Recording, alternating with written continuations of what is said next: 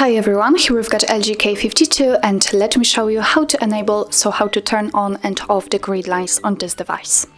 So first of all, let's open the camera app, let's tap on it. Now we are in the standard photo mode and all you have to do in order to turn on the grid lines is to find and open the settings. So let's tap on this icon in the left upper corner and on the very first position in the useful features section we've got the grid. So now it is obviously turned off, but if you'd like to turn them on, just tap on the switcher right here. And from now on they are active, so we can go back to the camera and check.